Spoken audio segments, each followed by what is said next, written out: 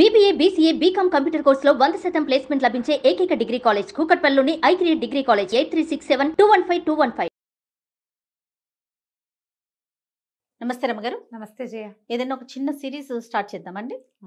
2 భాగాలు కథ చెప్తామా? ఓకే. ముగ్గురు పెళ్లి కొడుకులు. బాగుందండి. పూర్వం మగధ రాజ్యానికి అవంతి నగరం రాజధానిగా ఉండేది. ఆ అవంతి నగరానికి ఒక రాజుగారు ఉండేవారు. ఈయన పేరు కళింగవర్మ. ఆయనకు భార్య, ఒక కుమార్తె పేరు హైమవతి. పిల్ల చక్కగా బాగుండేది. అయితే ఏమైంది, వీళ్ళు ఏమనుకునేవాళ్ళంటే ఒక్కగానొక్క కూతురు అద్భుతమైన వాడికి ఇచ్చి పెళ్లి చేయాలని అనుకునేవాళ్ళు.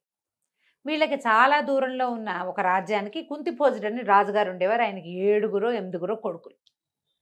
వాళ్ళల్లో 7వ కొడుకైన జయభద్రుడు రాజు అవుతాడు, మహారాజు అవుతాడని జోస్యం చెప్పారట. వీళ్ళు ఆ జయభద్రుడికి ఇచ్చి మన పిల్లని పెళ్లి చేస్తే రాణి అవుతుంది మన పిల్ల, వాడిది అద్భుతమైన జాతకం అని చెప్పారని విని చుట్టుపక్కల వాళ్ళ ద్వారా ఆ పిల్లాడికి పిల్లని ఇద్దామని చూశారు. ఓకే. కానీ కుంతిభోజుడు తన కుమారుడికి వారి వధువు అన్వేషణ చేయగల. ఇప్పుడు వాళ్ళ దగ్గర నుంచి రావాలి కదా, మా అబ్బాయి కోసం ఆడపిల్లని చూస్తున్నాం, మీ దగ్గర ఏమైనా ఉందా లేదా, మీ పిల్లని మాకు ఇవ్వండి, అటువంటిది ఏదో రావాలి. ఏమీ రాల. ఏం చేయాలో తెలియలే వీళ్ళకి. కానీ పిల్లని వెతుక్కుంటూ ఎవ్వరూ రాల. పిల్ల చక్కటిదే కానీ ఓకే సంబంధాలు రాల. అప్పుడప్పుడు అట్లా అవుతుంది చూడు. అవును. అయితే వీళ్ళకి కొద్ది రోజులు గడిచాక 2 సంబంధాలు వచ్చినాయి. కాదు, కొన్ని వచ్చినాయి. వాటిల్లో 2 మంచి కాస్త బెటర్గా సెలెక్ట్ చేశారు. ఇది ఏమిటి ఇవి? కుంతల దేశానికి చెందినటువంటి ధనవర్మ, లాటరాజు కొడుకైనటువంటి గుణవర్మ. ధనవర్మకి డబ్బులే ఉన్నాయి కానీ చదువు లేదు. గుణవర్మకి చదువు ఉంది కానీ వాళ్ళ రాజ్యం అప్పుల్లో ఉందని తెలిసింది. ఏం చేయాలి, వాళ్ళ గుంతాలు పడుతున్నారు. అయితే రాజుకి రాణికి ఒకళ్ళకి ఆ అబ్బాయి, రెండో వాళ్ళకి ఈ అబ్బాయి నచ్చారు. ఏదో మాట్లాడుకున్నారు. మాట్లాడుకున్నప్పుడల్లా వాదించుకుని పోట్లాడుకునేవాళ్ళు. వాళ్ళకేముంది వీళ్ళకేముంది, పక్క చక్కగా ఉన్నాడు, రేపొద్దున సంపాదించుకోపోతారా, ఇలాంటివి ఏమో మాటలు వస్తాయి కదా. మా నాన్నకి ఇద్దరికి చెరుకో అబ్బాయి నచ్చాడు. రాజుగారు ఏం చేశాడు, రాజ్యాధికారం ఉన్నవాడు కాబట్టి, తండ్రి కాబట్టి కాస్త గట్టిగా గుణవర్మకి ఖాయం చేశాడు పిల్లని. అమ్మాయికి ఏం అభ్యంతరాలు లేవు పాపం, అదే ఊరుకుంది. ఎవరో ఒకళ్ళు వివాహం చేస్తాడు తండ్రి. ఈ వర్మకి వాళ్ళకి ఉత్తరాలు రాసి, మీరు తరలి రండి మా ఇంటికి, మా పిల్లనిచ్చి పెళ్లి చేస్తామని ఉత్తరాలు రాశారు. కానీ ఈవిడికి, రాణిగారికి ఏం గుణం కోలా, వాళ్ళ అప్పుల్లో ఉంటేను, ధనవర్మ అయితే వాడి దగ్గర డబ్బులు ఉన్నాయి, చదువుకోపోతే పోయాడు, మన పిల్ల చదువుకుంది కదా, రాజుకు చదువేందుకు, మంత్రులు లేరు, వాళ్ళందరూ ఉంటారు కాబట్టి రాజుకు చదువక్కర్లా అని చెప్పి ఆ ధనవర్మకి రహస్యంగా ఒక దూతను పంపించి, నా భర్త వేరే చోట పిల్లనివ్వాలనుకుంటున్నాడు, నేను మాత్రం మీకు ఇవ్వడానికే డిసైడ్ అయ్యాను, మీరు వచ్చి ఊళ్ళో దిగండి, పిల్లని మీకు అప్పచెప్తాను, వివాహం చేసుకుని తీసుకెళ్ళిపోండి, వివాహం అయ్యాక ఆనాక ఏం చేస్తారు, ఆనకు చేసేదేం లేదు అని ఈవిడ ఉత్తరం రాసి ఒక మనిషిని ఇచ్చి పంపించింది. ఈ ధనవర్మ ఆయనకు పెద్దగా చదువు లేదని కుర్రాడికి ప్రచారంలో ఉంది, వాడికి మంచి సంబంధాలు రావట్లా. ఈ హైమవతి అందగత్తెని, ఈ రాజ్యానికి మంచి పేరుంది, అవంతి నగరానికి చాలా మంచి పేరుంది, అవంతి నగరం కూడా మందే అవుతుందని ఇవన్నీ ఆలోచించుకొని వస్తానని ఉత్తరం రాశాడు. సరే, ఏమైంది, గుణవర్మ దిగాడు. మంది మార్బలంతో రాజుగారు ఏర్పరిచిన పెద్ద విడిదిలో దిగాడు. ధనవర్మ కూడా రాణిగారు రహస్యంగా ఏర్పరిచినటువంటి ఒక మారుమూల భవనంలో సుమారైన మంది మార్బలం వారు పెద్దగానే దిగాడు. ఈ వచ్చిన పెళ్లి చుట్టాల్లో ఈ కొత్తగా వచ్చిన 2వ పెళ్లి చుట్టాలు ఎవరికి అర్థం కాల. ఓకే. గుంపంతా ఒకలాగానే ఉంది. పైగా పెళ్ళిళ్ళు అనేసరికల్లా ఎక్కువగా మగవాళ్ళు వస్తారు.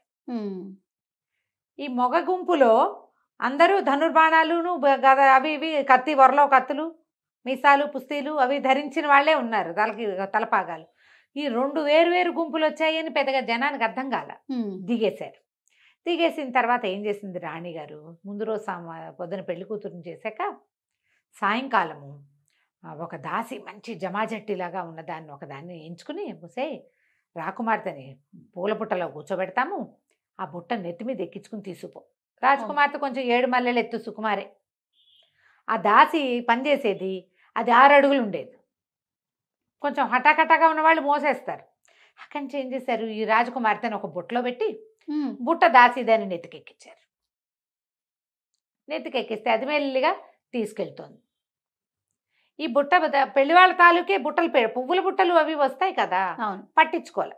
ఇంతలో ఏమైంది అక్కడ, ఆ పూట ఒక 2-3 రోజులుగానే వీళ్ళకి ఒక పీలర్ వచ్చింది. ఈ దొంగలు బాగా దోపిడీ దొంగలు తిరుగుతున్నారు ఊళ్ళో అని. ఓహో! ఇప్పుడు పెళ్లి సమూహాలు అవి వచ్చినప్పుడు ఈజీ దొంగతనాలు. ఎవరెవరో తెలీదు. అవునవును. వీళ్ళ మొహాలు వాళ్ళ మొహాలు ఒకళ్ళకొకళ్ళు తెలీదు. దాసదాసీ గణం వస్తారు. ఆడవాళ్ళు పెళ్లికి తరలి వచ్చినా కూడా చిన్న సమూహం ఉంటుంది.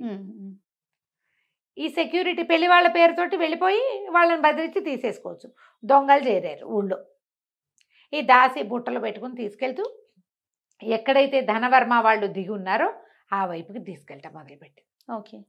ముందుకెళ్ళేసరికల్లా అక్కడేదో చిన్న అగ్ని ప్రమాదం జరిగింది. ఆ రోడ్డులో తాటాకు పందిళ్ళేవో వేసున్నాయి. ఓ పందిరి అంటుకున్న సార్ అంతా హాహాకారాలు, గందరగోళం, అరుపులు, కేకలు. ఎవరెటు వెళ్తున్నారో అర్థం కాలేదు. ఇట్లాగే ఉంటుంది. అవును. పైగాను వీళ్ళు కొత్తగా ఆ ఊరికి వచ్చిన వాళ్ళు కదా, ఈ ధనవర్మ తాలూకు వాళ్ళు. ఇక్కడ పద్ధతులు ఏంటో తెలీదు. ఏ పక్కకైనా వెళ్తే ఏ సందులో మాయమైపోతామో తెలీదు, గుర్తు తెలియదు కదా. అవును. దాంతో కాళ్ళు పడదొక్కుంటూ వాళ్ళంతా హైరాన్గా తిరుగుతుంటే ఈ దాసి దానికి ఏం చేయాలో తెలియక బుట్ట అక్కడ దించేసి పరిగెత్తేసరికల్లా ఈ మొత్తం ఇది అగ్ని అంతా ఆరి కొంచెం కాస్త జనం సర్దుకునే సమయానికి నిజంగానే దొంగలు దిగారు. ఈ దొంగలు దిగి అటు ఇటు చూసి ఈ పెళ్లి వాళ్ళ ఇంట్లోకి దూరి, వీడు పెళ్లి వాళ్ళంతా బయటకు వచ్చి నుంచున్నారు చాలా మంది. ఒకళ్ళు ఇద్దరు వెళ్తున్నారు. ఈ లోపలికి వెళ్తున్న దొంగలు చూసి సైనికులు ఉంటున్నారు, వాళ్ళకి తెలియదు. లోపల నుంచి చాలా పట్టుకొచ్చేసారు. ఈ పందిరికి ఎడం వైపుగా పెట్టున్న ఈ బుట్ట చూసి ఏదో తినుబండారాలో పువ్వులో ఏవో ఉండుంటాయి. ఈ బుట్ట కూడా లేవ తీసుకుని గుర్రం మీద పెట్టు తీసుకుపోయారు. అంతే కదా, వెళ్ళిపోయింది. రాణిగారు ఏమనుకుంటోంది, తెల్లవారుజామున ధనవర్మతో అమ్మాయికి వివాహం అయిపోయింది అనుకుంటుంది. వీళ్ళు తెల్లవారుధామ దాకా చూసి పిల్ల రాలేదు, ఏం చేయాలి, ఇంత దూరం అనవసరంగా వచ్చామని ధూమ్ధామ్ అనుకుంటున్నాడు ధనవర్మ. రాజుగారేమో తెల్లారి మామూలుగా పెళ్ళి అవుతుంది అనుకున్నాడు. తెల్లవారు చూస్తే రాకుమార్తె కనపట్టలేదు. అంతా వెతికారు. భార్య ఏదైనా చేసిందని ఆయన అనుకోలే. వెతుక్కున్నారు. రాత్రి దొంగలు పడ్డారు, అదైంది ఇదైంది ఏవో మాట్లాడారు. ఇంతలో ఏమైంది, ధనవర్మ దగ్గర నుంచి ఓ ఇద్దరు దాసీలు వచ్చి వివాహం సుసంపన్నం కాలేదండి, ఎందుకంటే రాజకుమార్తె రాలేదు. ఈవిడ కంగారు పడింది. ఇప్పుడు ఏమైపోయింది, ఆ దాసిని పట్టుకున్నారు. అది ఇంటికి వెళ్ళిపోయింది దాని దారిన. దాసిని పట్టుకొచ్చేసరికల్లా నాకేం తెలుసండి, మీరు ఇచ్చిన బుట్ట నేను అందులో రాజకుమార్తె ఉందని దానికి తెలియదు. బుట్ట నేను అక్కడ వెళ్ళిపోయాను. పెళ్లి వాళ్ళ ఇంట్లో దింపిరమ్మన్నారు. అక్కడేమో అగ్ని ప్రమాదము, ఇదంతా గందరగోళంగా ఉన్నారు. వాళ్ళకి పంపించాల్సిన బుట్ట వాకిట్లో ఉంటే వాళ్ళు లోపల పెట్టుకోరు, మరి పెట్టుకుంటారు. అందుకని నేను అక్కడ పెట్టేసి ఏదో పిల్ల ఏమైపోయింది. అక్కడి నుంచి 5-6 సైనికుల్ని, ఒరే బాబు ఇట్లా బుట్టలో పెట్టాను రా, వెతకంటారా అంటే వెతికినా ఏం లేదు, ఎక్కడా లేదు. ఇక చేసేదేం లేదు. వీళ్ళు ఏం చేశారు, ఈ దొంగలు బుట్టలతో మొత్తం సామాన్లన్నీ పట్టుకెళ్ళిపోయారు. పెళ్లి వాళ్ళు లూటీ అయిపోయారు. ఇంత పని చేసావని ధనవర్మ పిచ్చి కోపంలో ఉన్నాడు. మెల్లిగా మాటలు అటు ఇటు మారి ఇక్కడ ఇంకో పెళ్లి కొడుకున్నాడని, పెళ్లి కొడుకు దగ్గరికే పిల్లని పంపారని ఇది తెలిసిపోయింది. ఈ రోడ్డు మీదకి వెళ్ళిపోయిన గుర్రాలు సామాను దొంగలు వీళ్ళని పట్టుకుపోయారు కదా, వాళ్ళు ఎక్కడో అడవిలోకి తీసుకుపోయారు. తీసుకెళ్ళి ఆ సామాన్లన్నీ పంచుకున్నారు. ఏమేమి ఉన్నాయి, అవి ఉన్నాయి.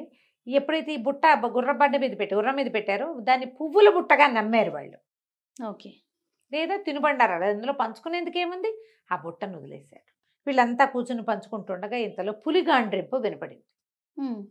వినపడేసరికల్లా వీళ్ళు బెదర్లా దొంగలు. వాళ్ళు ఏమనుకున్నారంటే ఇంతమందిని చూస్తే పులి రాదు, ఎక్కడో గాండ్రిస్తుంది అంటున్నారు. కానీ గాండ్రింపు విన్నవి గుర్రం ఒంటరిగా నిలబడింది. అది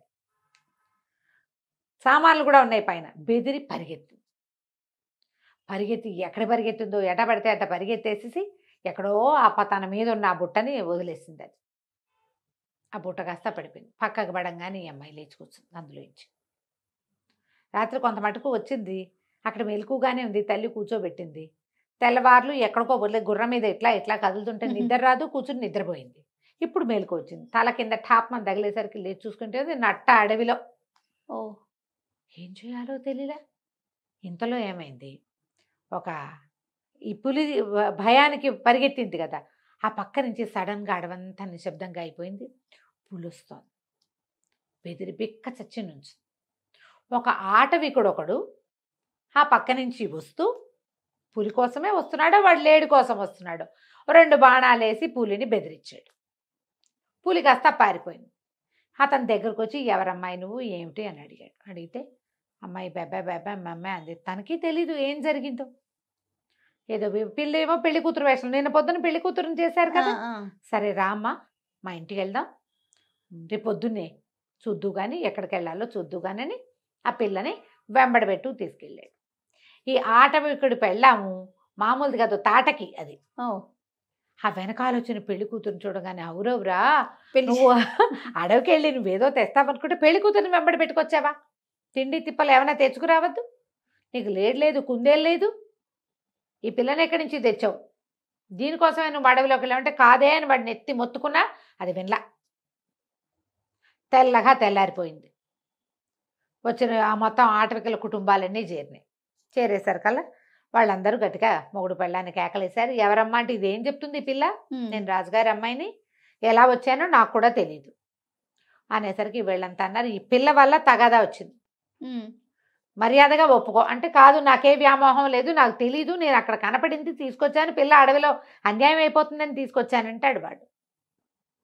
బావిలో దింపేయాలి ఈ పిల్లని పెట్టారు. అయ్యో బావిలో తోసేస్తాం అంతే. ఇంకా అయ్యో పాపం అంటున్నాడు ఇతను. నువ్వు అయ్యో పాపం అన్నా అంటే నువ్వు వ్యామోహంతో తెచ్చానని ఒప్పుకో అనేసరికి కాదన్నాడు. అయితే సరే పిల్లని నూతిలో దోసేస్తే గొడవ వదిలిపోతుంది అని చెప్పి ఆ పెళ్లి కూతురుగా ఉన్న ఈ పిల్లని వెంబడ పెట్టుకుని అడవిలో ఒక పాడుబడిన నూతిలో తోసేశారు.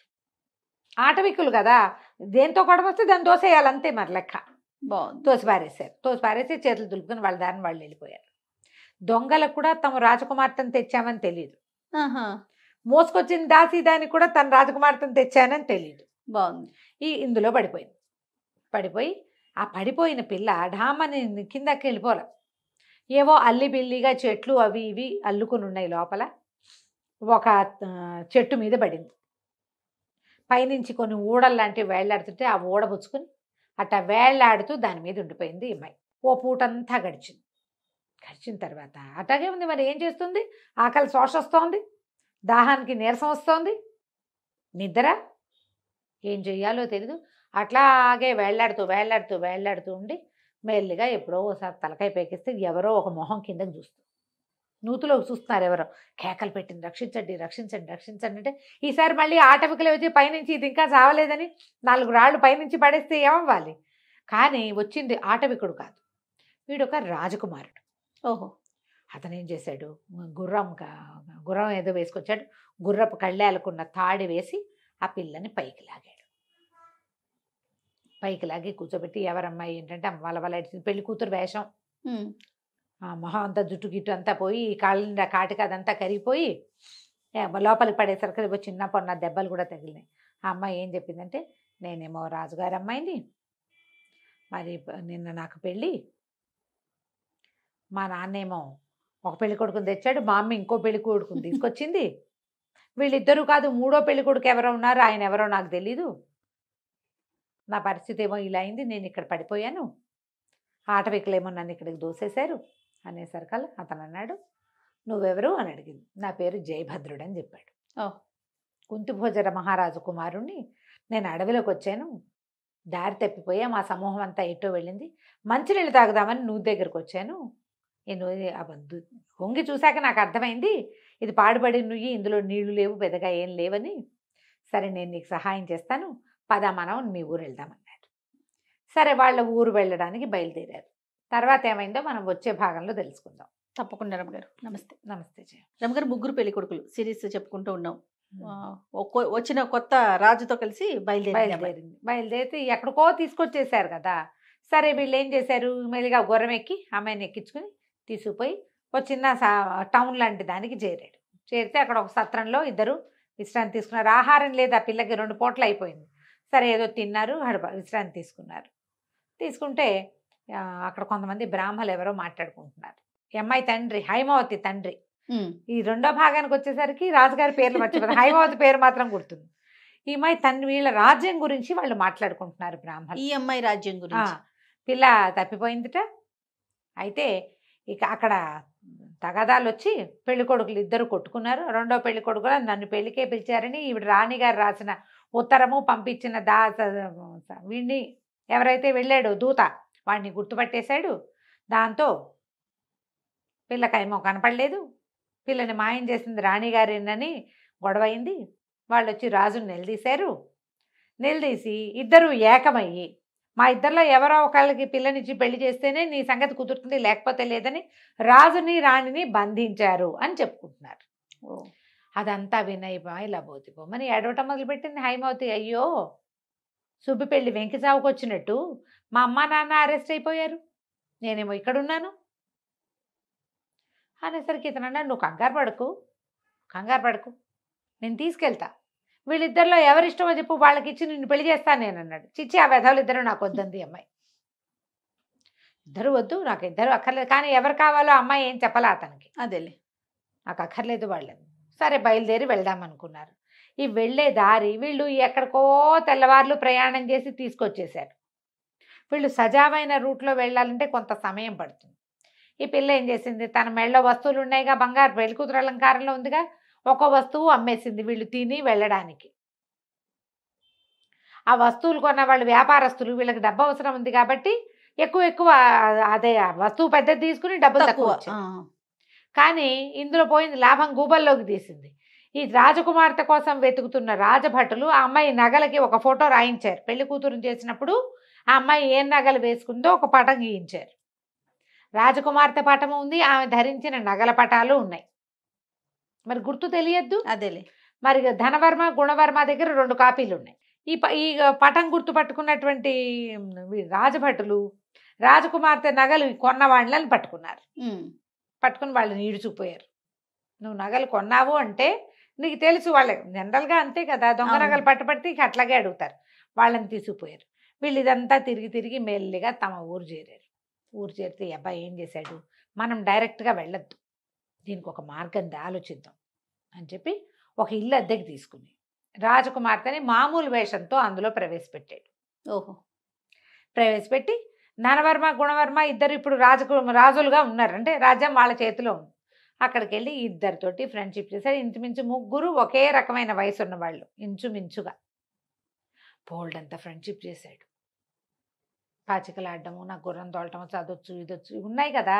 పైగా నేను రాజకుమారుడు, ఎవరైనా మన రాజకుమారుడు మనలాంటి వాడే ఇంకొకటి అనేసరికి కొంచెం ఆసక్తి, ఇంట్రెస్ట్. ఈ కత్తి యుద్ధాల్లో వాటిలలో ఆసక్తి, తర్వాత ఏమో ఈ చెస్ ఆడటము, చక్కగా అలంకరించుకోవటము, తెలివిగల మాటలు మాట్లాడటంతో ఇద్దరితోటి ఫ్రెండ్షిప్ చేశాడు.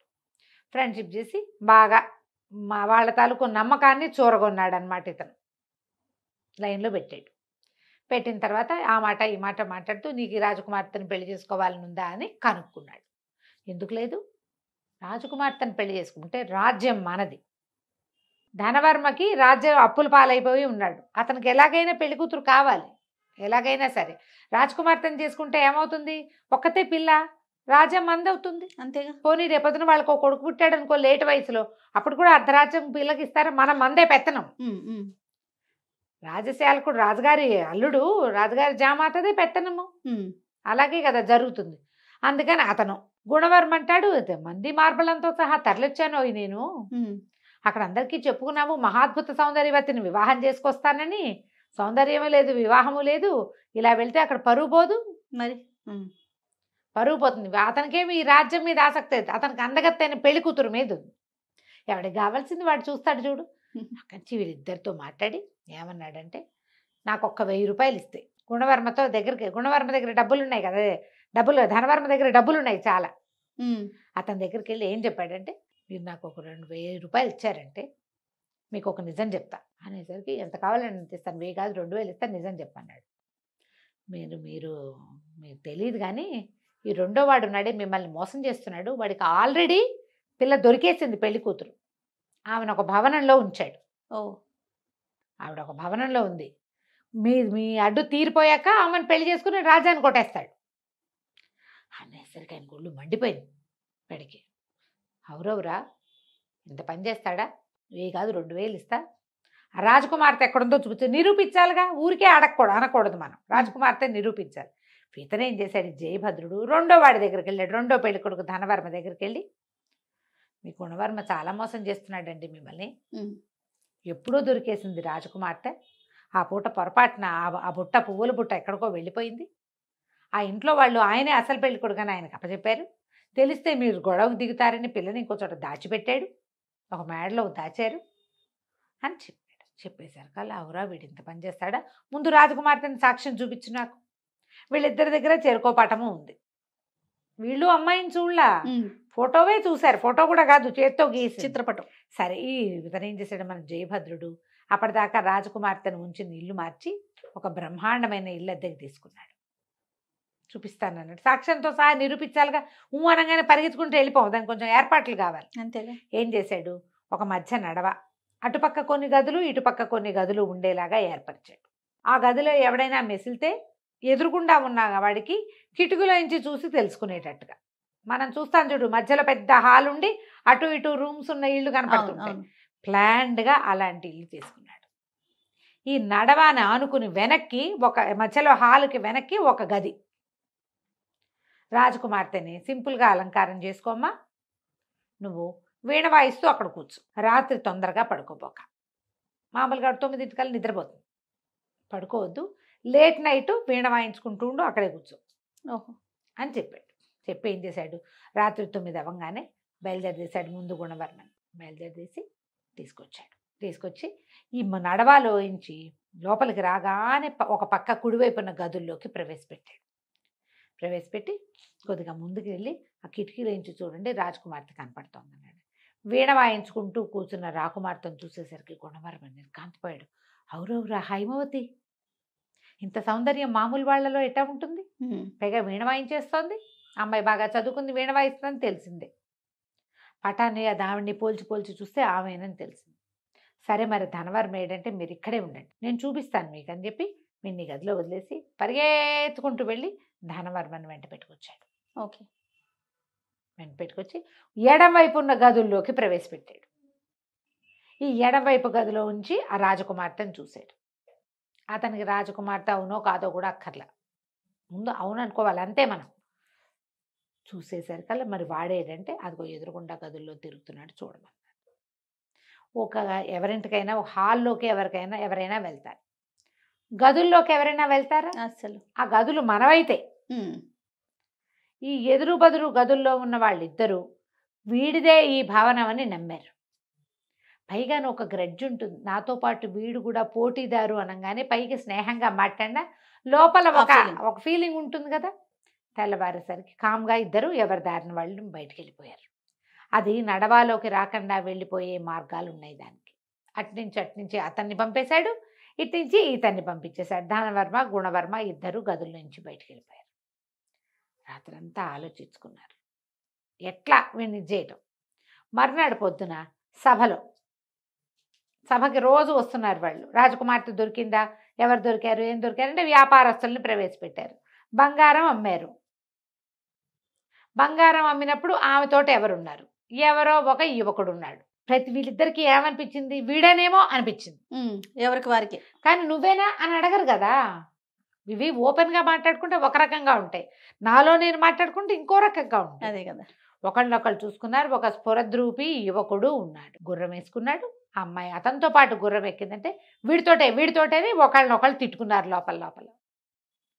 అక్కడి నుంచి సరే రాజకుమార్తె ఎక్కడైనా వెతికి పట్టుకుంటాము, ఆమెను వివాహం ఆడి తీరుతాము, మా ఇద్దరిలో ఎవరిని వివాహం చేసుకోవాలో ఆవిడదే అవకాశం అని ఘోషణగా చెప్పారు. చెప్పిన తర్వాత మేమిద్దరం మిత్రులుగా ఉంటామని ఒకళ్ళనొకళ్ళు కావలించుకుని బాకులతో ఒకళ్ళనొకళ్ళు పొడి చేసుకున్నారు. ఇద్దరు వాడిని పొడి చేద్దామని వీడు అనుకున్నాడు, వీడిని పొడి చేద్దామని వాడు అనుకున్నాడు. కావలించుకున్నారు. లోపల నుంచి కైదారు తీసి వాడు ఆ పక్కన వీడి పక్కన పొడుచుకున్నారు. కెవ్వుమని అంతా నెత్తురు కేకలు. ఇంకేముంది, ఆ రాజభట్లు వాళ్ళు వీళ్ళు అధికారులు అందరు లేచి వచ్చి చూస్తారు కదా, ఇద్దరు కిడ్నీలో దగ్గర పొడి చేసుకున్నారు, బతికే అవకాశం లేదు. అక్కడి నుంచి లవో దీపం అని వాళ్ళ సైనికులు వీళ్ళ సైనికులు ఇదేమిటి ఇట్లా అయిందని ఈ స్పృహ లేని రాజకుమారులను మోసుకుపోయారు. ఇప్పుడు దెబ్బలు తగలంగానే ఈ ఊళ్ళో పెట్టి వీళ్ళకి ఏం చేయించకూడదు, వాళ్ళ నాన్నల దగ్గరికి తీసుకుపోవాలి. ఈ లోపల ఉంటే పోతారు, పోతారు, ఉంటారు, లేకపోతే లేదు, అంతే ఇంకా కదా. అంతే కదా. అక్కడి నుంచి రథాల మీద వేసుకుని వాళ్ళంతా గుంపంతా పోయారు బయటికి, మొత్తం అంతా వెళ్ళిపోయారు. మధ్యాహ్నం అయ్యేసరికి రాజ్యం ఖాళీ అయిపోయింది. మరి మరణించిన రాకుమారుని పెట్టుకుని వాళ్ళు ఏం చేస్తారు, ఎప్పుడైతే హెడ్ పోయాడో సైనికులకు ఇంకా దిశానిర్దేశం చేసేవాడు ఎవడు ఉండడు, ఎవరిష్టం వల్ల వెళ్ళిపోవటం, వెనక్కి వెళ్ళిపోవాలి వాళ్ళు. అదేలే. నీకు యుద్ధాల్లో కూడా అవునవును. రాజు ఎవరైతే సైన్యాధ్యక్షుడు ఉన్నాడో వాడు పడిపోయాడంటే సైన్యానికి ఫోకస్ పోతుంది. అవును. లొంగిపోతారు, వెంటనే లొంగిపోతారు. వాళ్ళ పద్ధతి అది, వాళ్ళకి అది నేర్పిస్తారు.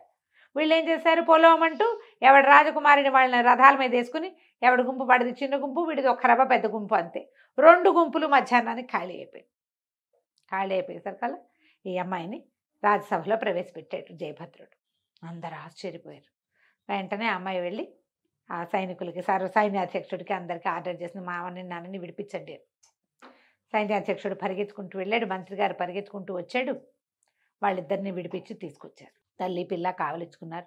జనం అంతా ఆనందోద్రేకంతో, పోనీ రాకుమార్తె తప్పిపోయింది, కొంపనిపోయింది అనుకున్నాం, వెనక్కి తిరిగి వచ్చింది.